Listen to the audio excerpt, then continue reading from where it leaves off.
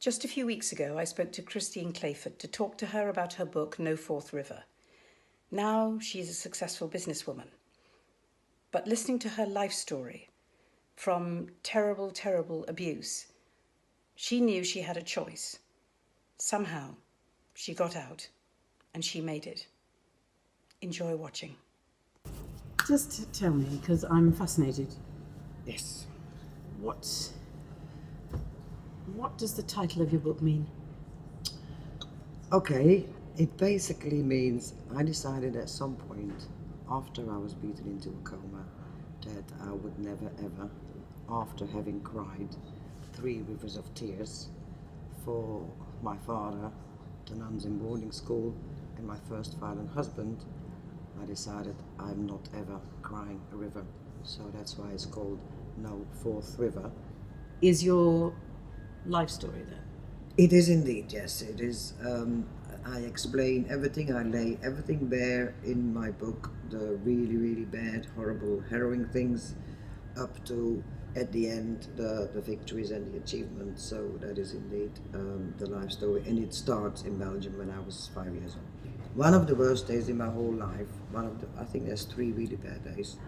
Well, that one was when I was 5 years old. I took 2 big problems with me to boarding school. There was a big ugly scar on my face and my bedwetting.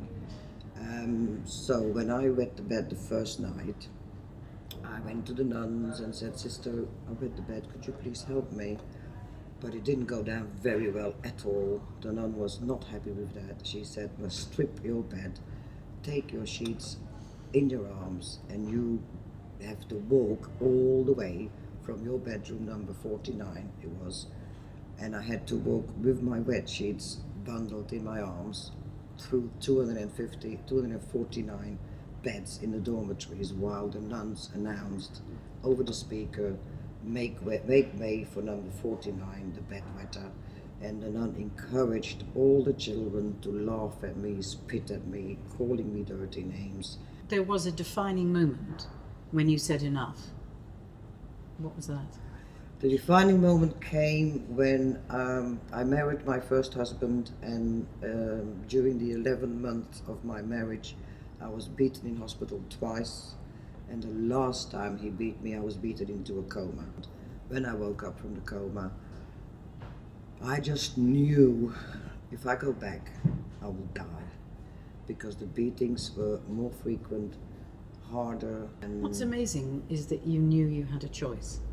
yes. Because a lot of people don't know they have a choice. What was the thing that gave you that freedom?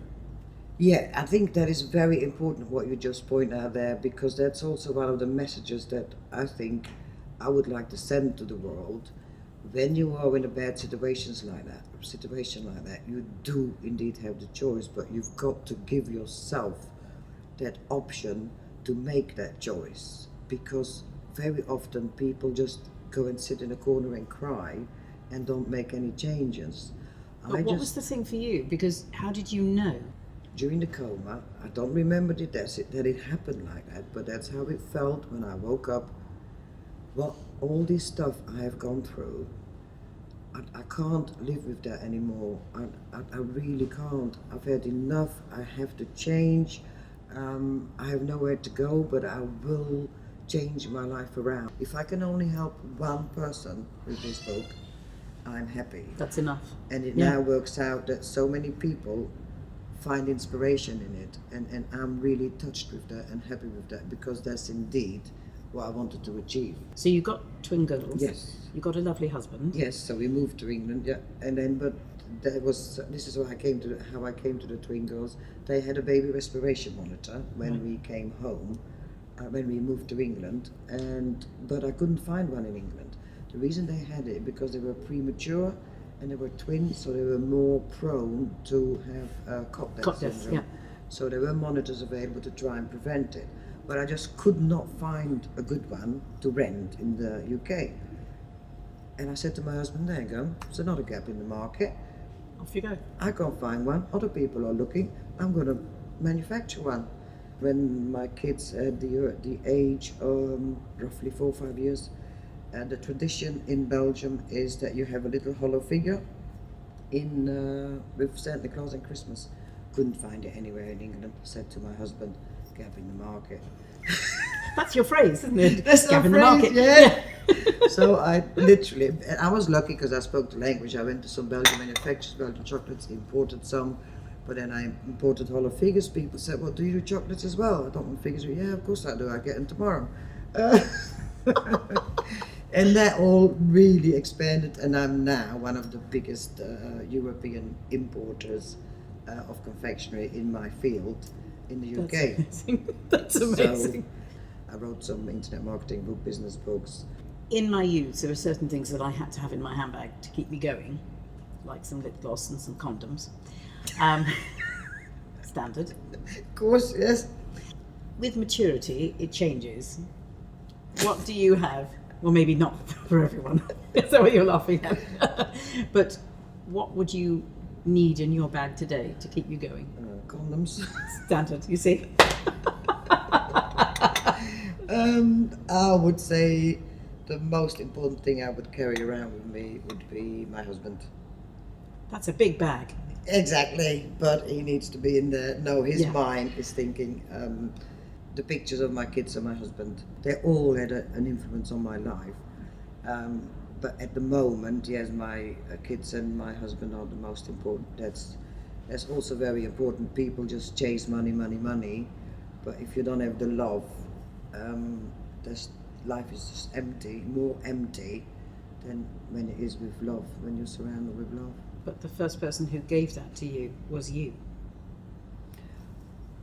I guess that, yes.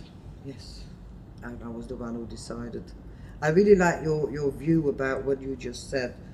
When I did go through rough times, I actually saw myself giving love. And yeah, that touched me in a way. I never thought of it that way. So, thank you. Gap in the market. Yeah. This is the book. You can get it where? You can get it on Amazon as a paperback, Kindle or audiobook or hardcover, or you can get it in most online bookstores and also in bookstores. So with this, no gap in the market. No, there's no Fourth River done, no gap in the market. Ticked. Thank you so much. Thank you.